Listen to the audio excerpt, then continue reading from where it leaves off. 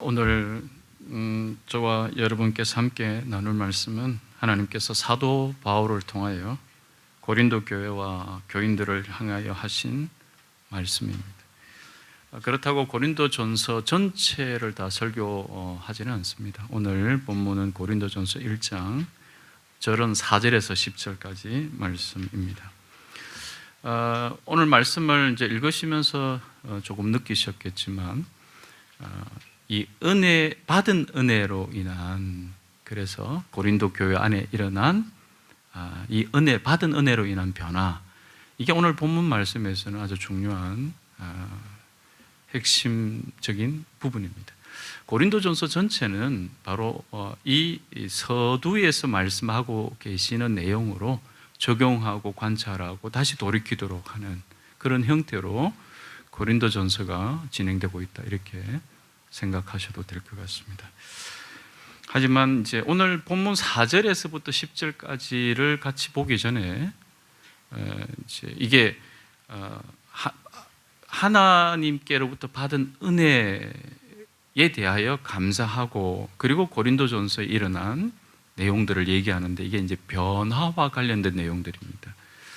그런데 이제 특이하게 3절을 바라보니까 4절에 없는 단어 하나가 등장하고 있는데, 이게 평화라는 단어가 등장하고 있습니다. 그리고 3절은 기원을 얘기합니다. 4절부터는 이제 변화인데, 변화 전에 3절은 그 고린도 교회를 향한 기원, 빌어주는 이 내용이 3절에 등장하고 있습니다. 이렇게 나오고 있죠. 하나님 우리 아버지와 주 예수 그리스도께서 내려주시는 은혜와 평화가 여러분에 있기를 빕니다. 우리가 알기로는 이 세상 모든 만물을 지으신 하나님과 그분의 아들 예수 그리스도로 우리에게 베푸신 십자가의 은혜, 그래서 예수를 믿는 모든 사람들에게 하나님과 예수 그리스도께서 내려주시는 은혜와 평화가 당연히 있는 거 아닌가라고 생각할 수 있는데, 이렇게 평화가 있기를 빕니다라고 말하고 있다는 거죠.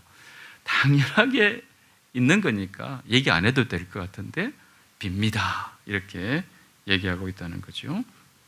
자, 이 말은 당시 고린도 교회와 또 성도들뿐만 아니라 예수 그리스도를 믿는 모든 이들에게 하나님의 은혜와 평화가 없어서라기보다는 이 하나님의 은혜와 평화가 모든 믿는 이들에게 있음과, 또 이 기원을 듣는 그리스도인이 이 하나님의 은혜와 평화가 내게 있구나, 있어야 하는구나 라는 것을 확인하고 돌아보도록 위한 기원이 아니겠나, 이렇게 생각합니다.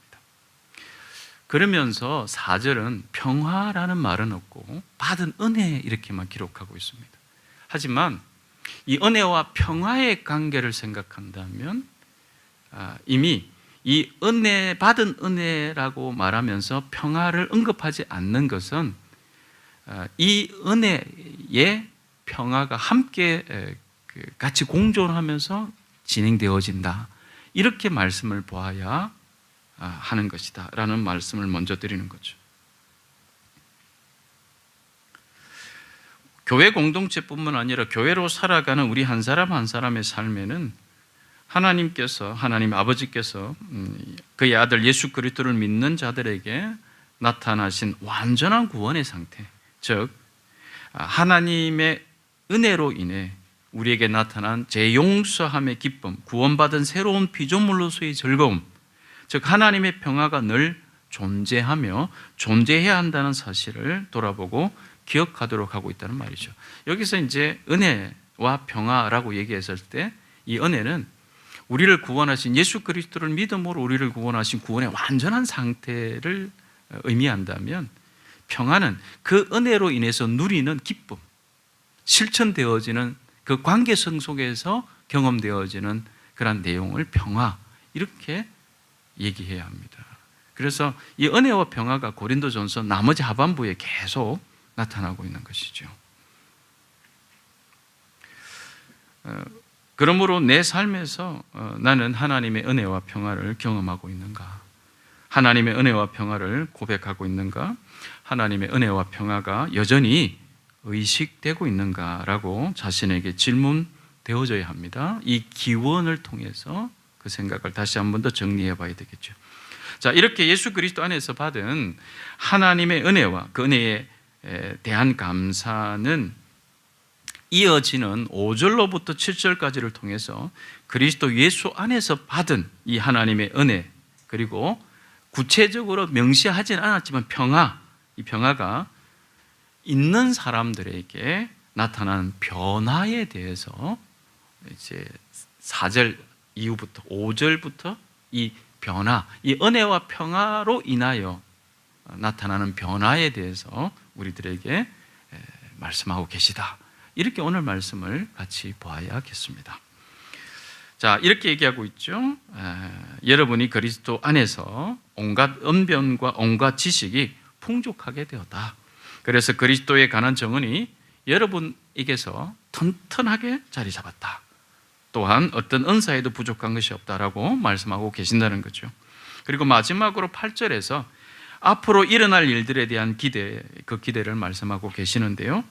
하나님의 은혜와 평화를 소유한 그리스도인들에게 나타난 이런 풍족한 변화로 그리스도에 관한 정언이 튼튼하게 자리 잡은 여러분을 주님께서 끝까지 붙드시기를, 튼튼하게 세워주실 것을 바란다. 이런 내용이죠. 자, 먼저는 이렇게 그리스도인들에게 선물로 허락하신 하나님의 은혜와 평화로 인하여 나타나는 나타나야 할 변화에 대해서 조금 더 자세하게 들어가 보도록 하겠습니다. 이 변화에 대해서, 이 기원을 받은 하나님의 백성들에게 지금 이 은혜와 평화로 인한 이 변화를 살펴보도록 하는 것이죠. 그래서 이 은혜와 평화로 인한 변화가 없다, 그게 아니라 당연히 은혜와 평화로 인한 변화가 있을 것인데, 이 말씀을 들을 때마다 자신에게부터 은혜와 평화로 인한 변화를 계속 느껴야 되는 거죠. 확인해야 되는 거죠. 그래서 말씀을 읽을 때마다 이것을 느끼고 확인한다. 이렇게 우리가 생각할 수 있습니다.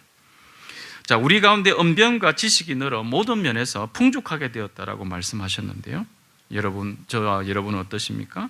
정말 내 안에 이런 변화가 이루어지고 있는 중이다. 이루어졌다. 계속 그렇게 성장하고 있다. 이렇게 생각하고 계시는지요? 오늘 본문에서 말씀하시는 언변과 지식에 대해서 우리가 먼저 언변에 대한 부분을 살펴보도록 하겠습니다. 언변이 늘었다. 언변에 대하여 풍족하다. 이 말은 어떤 말일까요? 조금 이상하지 않을까요? 이상하게 들리지 않습니까?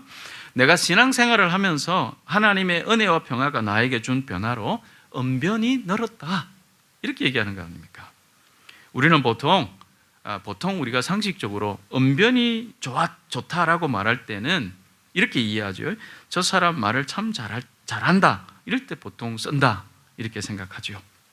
그래서 여기서 언변이 늘었다, 언변이 풍족해졌다라는 말은 단순히 말을 잘한다, 말을 위트 있게 하고 전달력이 좋다, 이런 게 아니라 어떤 사람이 하는 말에 대한 내용과 말투를 모두 포함하는 것이다. 이렇게 생각이 됩니다. 좀 더 쉽게 얘기하면, 여러분 교회에서 우리가 저 사람이 은혜를 받았습니다 라고 얘기할 때 가장 먼저 보이는 것 중에 하나가 말에 대한 변화, 경험적으로 그렇습니다. 저 사람의 말의 내용과 말투가 바뀌더라. 이런 부분들을 우리가 경험적으로 은혜를 받았습니다라는 그 현장과 그 사람에게 가장 먼저 우리가 느끼게 되어졌던 것이다. 이렇게 기억을 소환할 수 있을 것이다. 이렇게 생각합니다. 자, 그래서 내용면에 있어서는, 우리의 말의 내용면에 있어서는 상대방에 대한 배려, 위로의 말, 분쟁을 조장하지 않는 말, 그때그때 자신의 상황에 따라서 순발력 있게 말을 해나가는 힘, 이런 부분들을 말하는 것이 아니라 진실함이 묻어나는 말, 저 사람이 하는 말은 신뢰할 수 있겠다라고 인정받는 말 등을 예로 들을 수 있겠습니다. 자, 이런 말의 내용과 말투에 대한 부분들을 이렇게 조금 더 구체적이게 얘기할 수 있는 것은 오늘 읽었던 본문 10절과 11절에서부터 그 사실을 우리가 추론해 나갈 수 있기 때문에 그렇다는 것이죠. 그리고 말의 내용이 그릇에 담긴 내용물이라면 말투는 어쩌면 말의 그릇이라고 말할 수 있기에 우리에게 나타날 변화인 온갖 언변의 풍족함은 풍족하다는 것은 말의 내용뿐만 아니라 말투도 포함되어야 한다라고 저는 생각하는 거죠. 아무리 맛있는 음식도 여러분 어떤 그릇에 담느냐에 따라서 달라지게 느껴지듯이 말이죠. 말투가 어쩌면 때로는 말의 내용을 왜곡하기도 하고 내용의 신뢰가 떨어지기도 하는 것을 우리는 경험합니다. 사람들 중에 이렇게 말하는 사람이 있습니다. 나 원래 말투가 이래.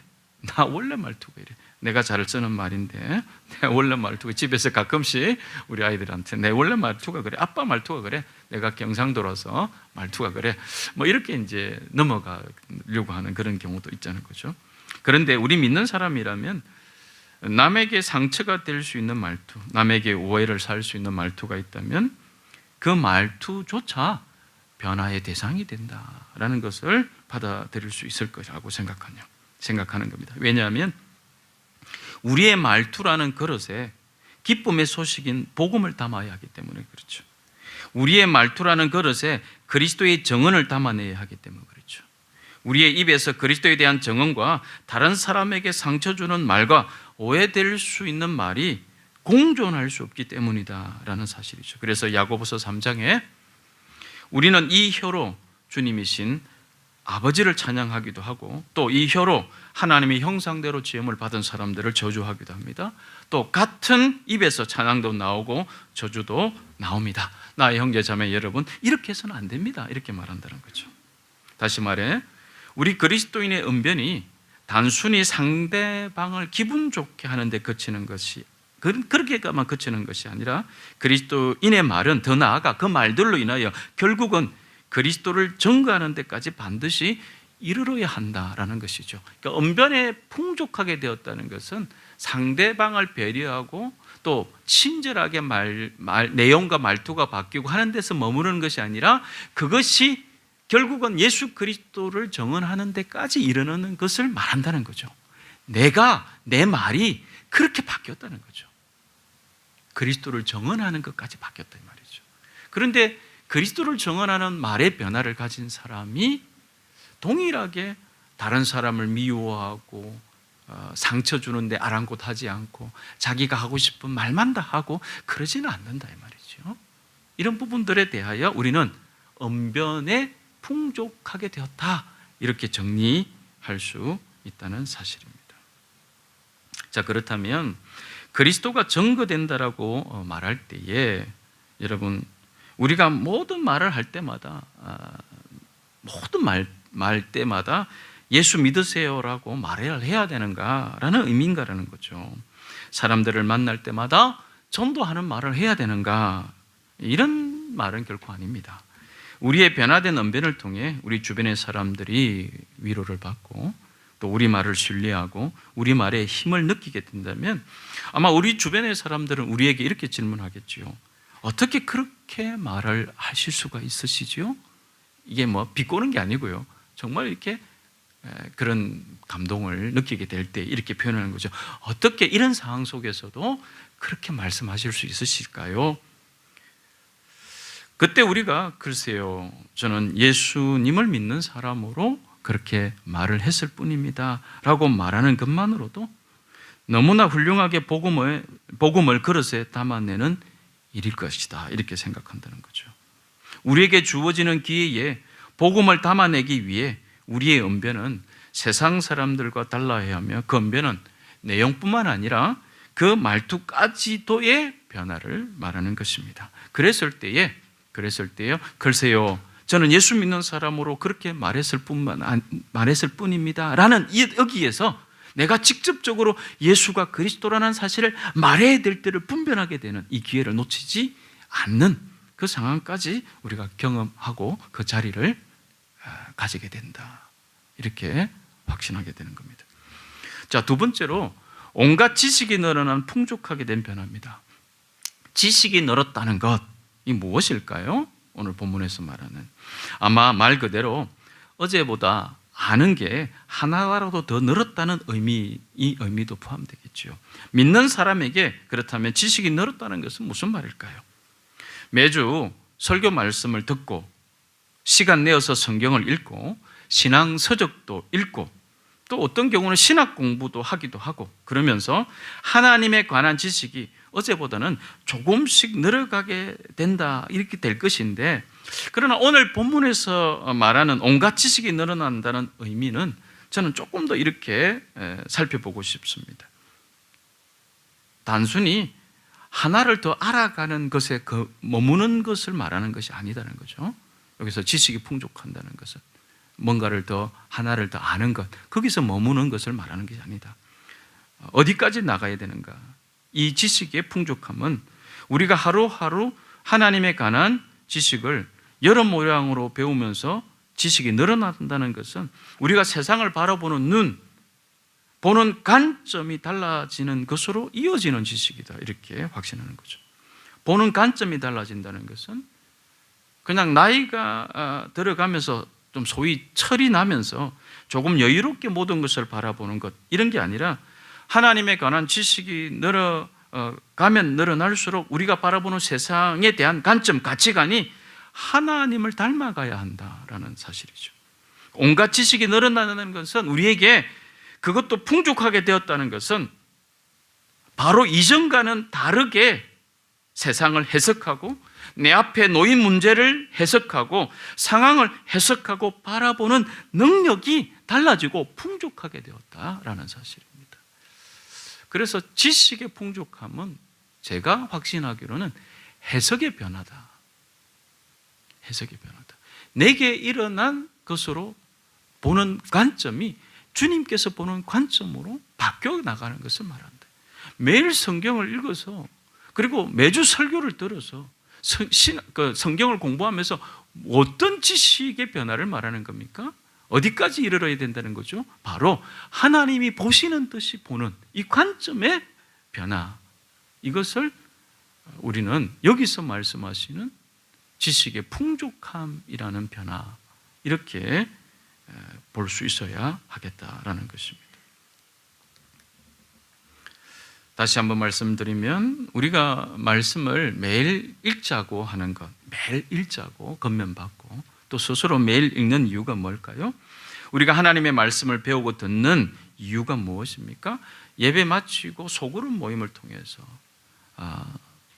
주신 말씀을 다시 또 나누기도 하고, 수요일날 우리가 성경 공부를 하면서 모이기도 하고, 또 여러분 가운데서는 그것도 부족해서 어떤 유튜브나 또 성경 공부를 성경을 배우기 위해서 여기저기에 시간을 들이기도 하는 이런 이유가 무엇입니까? 여러분, 하나님에 대한 지적 호기심을 충족하기 위해서 그것만이 아니죠. 앞에서 말씀드린 것처럼 이 말씀을 통해서 하나님의 관점을 배우기 위함이다. 하나님의 관점, 하나님이 보시는 듯한 그 관점을 배우기 위한 것이라는 거죠. 이게 없으면, 이게 지금 나타나고 있지 않다면, 여러분, 우리가 배웠던 성경의 지식을 뭐 하려고, 어디에 하려고 하는 것인가에 대한 답을 내릴 수가 없습니다. 답을 내릴 수가 없다는 거죠. 그래서 매주 주일 설교를 들으면 들을수록, 매일 말씀을 읽고 묵상하면 할수록, 성경 공부를 하면 할수록 지적인 채우심으로서의 머무는 것이 아니라 내가 보는 모든 관점들이 하나님께서 보시는 그 관점을 따라서 그 관점 안에서 보려고 하는 자신의 변화를 보게 된다는 것이죠. 이렇게 세상을 바라보는 사람에게 어려운 문제 앞에서 쉽게 낙담하지 않고 하나님의 관점으로 해석하는 사람에 대하여 우리 주변 사람들은 어떻게 궁금해하지 않겠습니까? 어떻게 그런 상황에서도 그런 태도로 살아갈 수 있나요?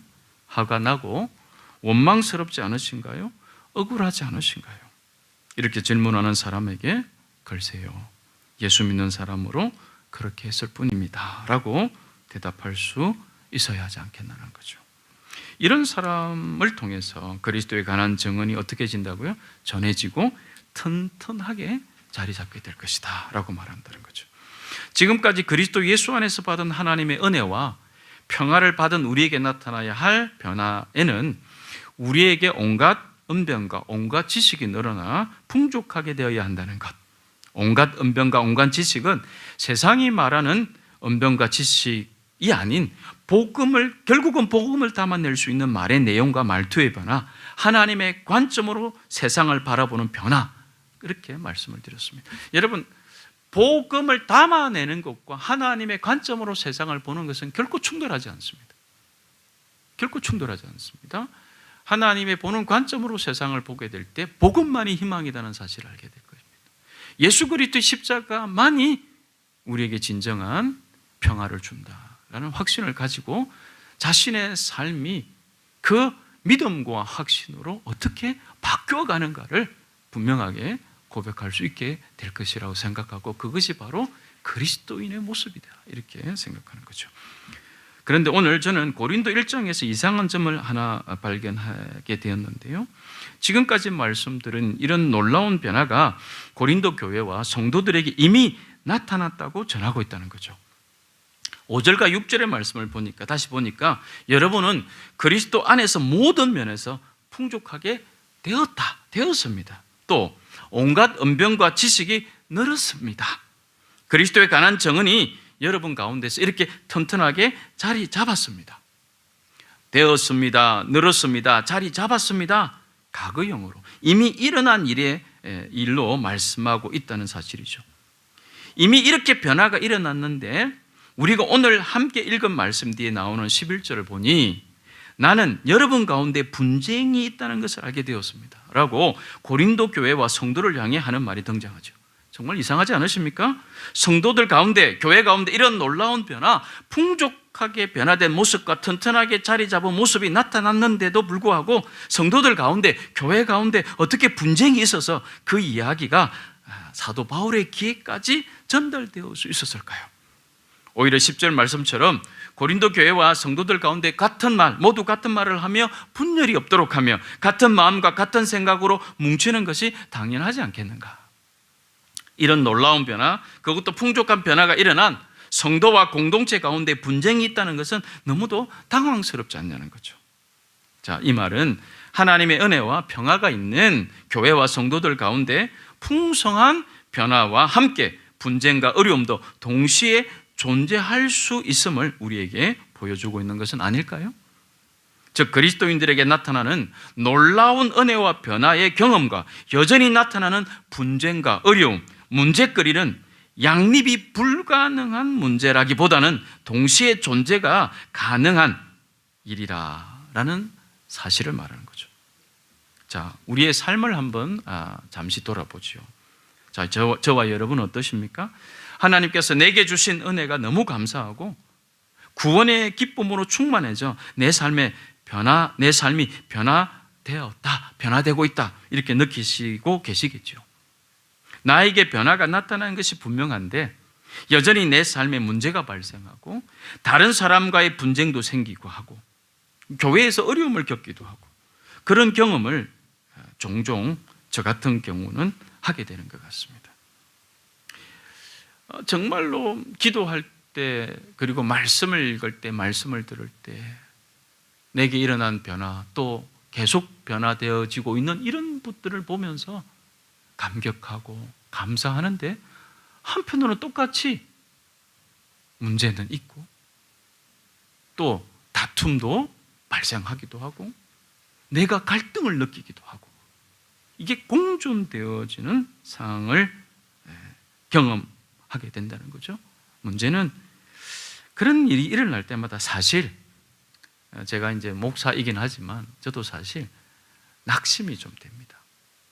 이게 함께 공존하면 왜 나에게 이렇게 놀라운 은혜가 그냥 충만해서 그것으로 그냥 쭉 진행되면 되는데 왜 이렇게 문제도 있고 이 문제가 왜 탁 이렇게 발밑에 딱 이렇게 순복하고 내가 이렇게 문제 앞에 이렇게 서서 문제를 내려다 보면서 이렇게 이런 모습이 아니라 이게 양립하는 듯한 그런 모습을 제가 볼 때마다 실은 저도 낙심되는 마음이 일어나는 것 같습니다. 그래서 아직도 완전히 내가 변화되지 못했는가? 그래서 내게 이런 일들이 일어나는가? 이런 생각까지도 들기도 합니다.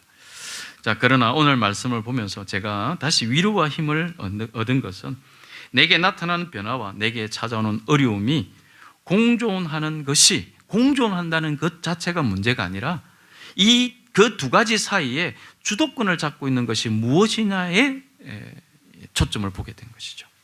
비록 변화해 가는 과정에 있는 나에게 찾아오는 여러 가지 문제점이 공존하고 있지만 지금 그리스도 안에서 하나님의 은혜와 평화가 내 안에 있다는 것이 믿어지고 또 그렇게 확신되어지고 있다면 적어도 어제보다는 오늘보다는 내일이 온갖 언변과 온갖 지식으로 풍성해져 가는 변화의 과정이 나에게 찾아오는 여러 문제들을 충분히 다루어 나갈 수 있다. 이런 문제들이 충분히 내게서부터 다루어질 수 있다라는 확신을 가져야 된다는 것을 보았다는 거죠. 양립할 수 없을 것 같은 이 두 개의 카테고리를 마치 원으로 생각해 본다면 지금 나에게 어떤 카테고리의 원이 더 큰 사이즈가 되어 있는 상태인가라는 거죠. 하나님의 은혜로 인한 놀라운 변화의 크기가 더 큰지 아니면 나에게 수시로 찾아오는 여러 삶의 문제의 사이즈가 더 큰지 떠올려 보아야 합니다.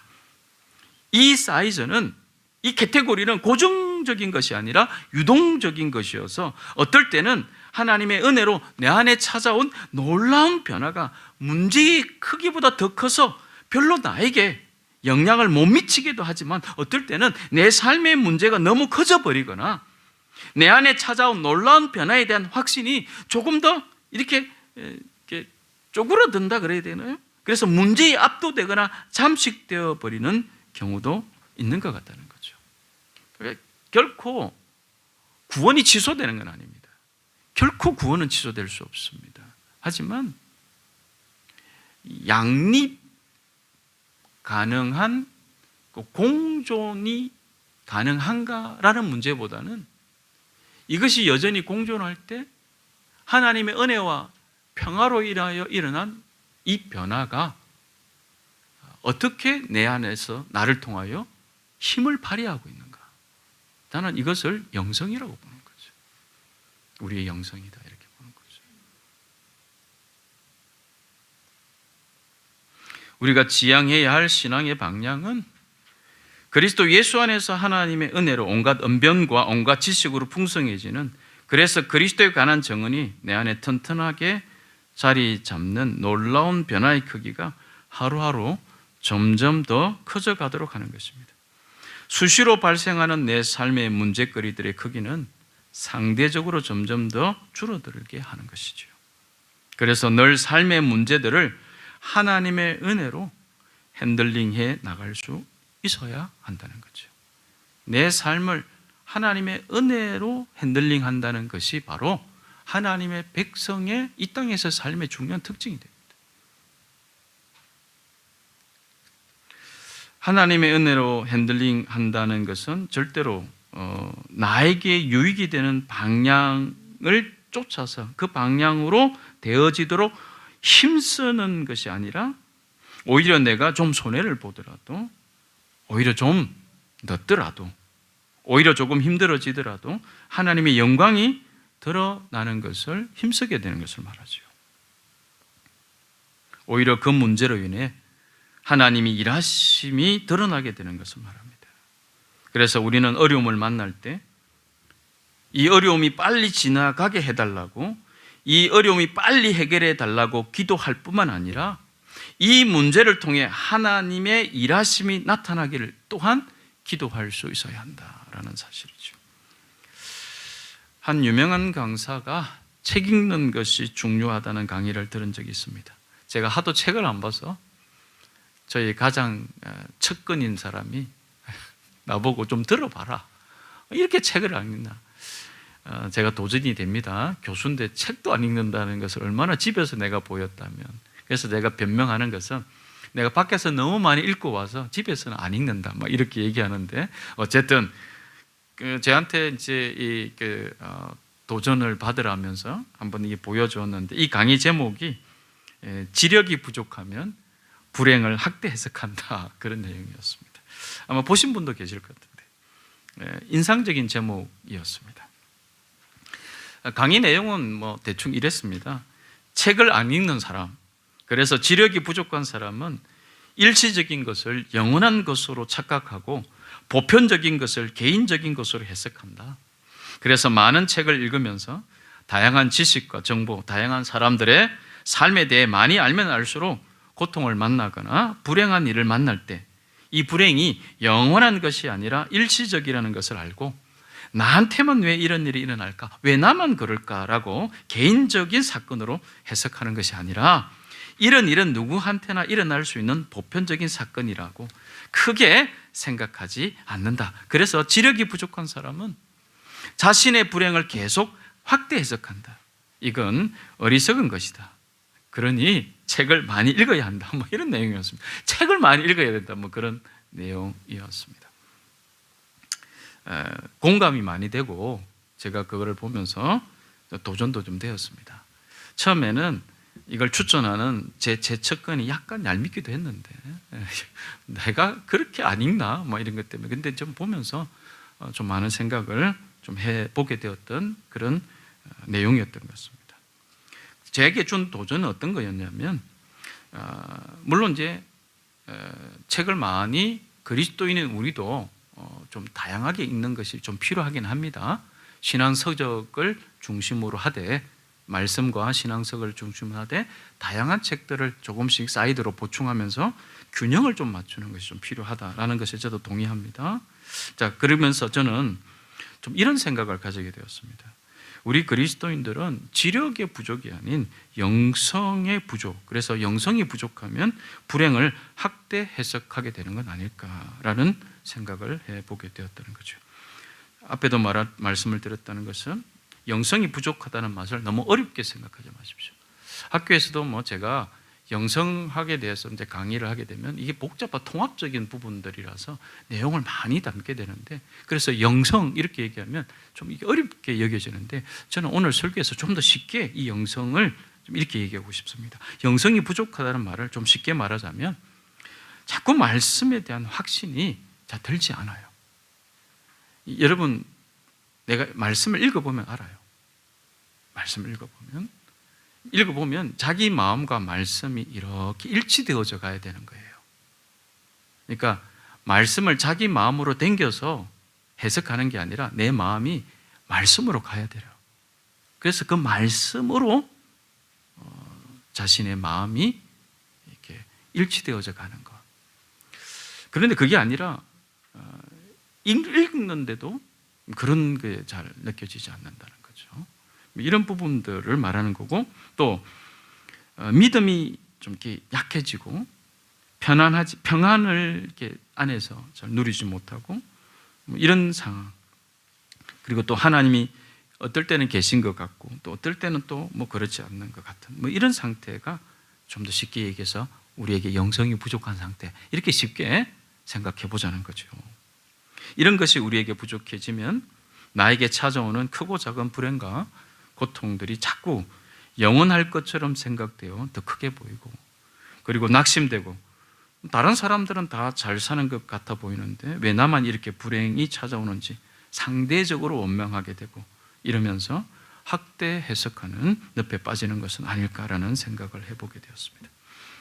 자, 오늘 설교 제목은 가로가 있습니다. 빈 가로를 두면서 가로의 변화를 기대할 수 있는 이유입니다. 설교 제목에 빈 가로가 들어있어서 의아해 하신 분도 계실 텐데, 물론 안 보신 분도 계실 겁니다. 이 설교 제목을 안 보신 분도 있는데 봤다고 믿고, 자, 그래서 이제 의아하신 분도 계실 텐데 이 빈 가로 안에는 내 이름이 들어갈 수도 있고 내가 지금껏 기도하고 있는 지체의 이름이 들어갈 수도 있고 또 우리 교회 공동체가 들어갈 수도 있을 것입니다. 자, 빈 가로에 누가 들어가든 누구의 이름이 들어가든 우리가 이러한 변화를 기대하며 끝까지 기다릴 수 있는 이유는 바로 하나님께서 우리 주 예수 그리스도 안에서 주신 은혜와 평화를 믿으며 소망하는 사람들에게 결국은 풍성하고 풍족하게 하실 것을 믿기 때문입니다.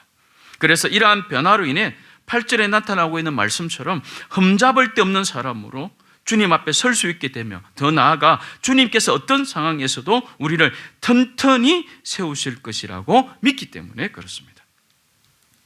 저와 여러분 모두 오늘 말씀에서와 같이 우리에게 그리스도 안에서 하나님의 은혜와 평화가 늘 있기를 간절히 바랍니다. 그리고 예수 그리스도를 전가하는 일이 온갖 언변과 온갖 지식이 풍성하게 되어진 우리의 변화로 계속 나타나게 되기를 바랍니다. 비록 우리의 연약함으로 여전히 우리 안에 분쟁과 고통이 공존하지만 그 분쟁과 고통이 우리의 삶을, 우리의 은혜를 잠식해버리지 않도록 우리의 변화를 계속해 나가는 수고를 마다하지 않기를 간절히 바랍니다. 기도문을 읽어드림으로써 오늘 말씀을 마무리하고자 합니다. 이 기도문의 내용처럼 이런 변화가 있기를 간절히 소망하면서 말이지요. 주여, 기도하옵나니 고통이라는 한 단어로 내 삶과 나의 오늘을 규정하지 않게 하소서. 제 삶을 묘사할 다른 단어들을 찾을 수 있도록 겸손한 상상력을 제게 허락해 주소서. 또 기도하옵나니 우리 삶에서 고통을 완벽하게 몰아내려 하지도 말게 하소서. 가능하지도 바람직하지도 않은 일일 테니까요. 다만 모든 것이 제 자리를 찾게 하소서. 주님 외의 모든 것을 상대화할 수 있는 균형 감각을 오늘을 균형 감각을 갖고 오늘을 살고 싶습니다. 함께 기도하겠습니다.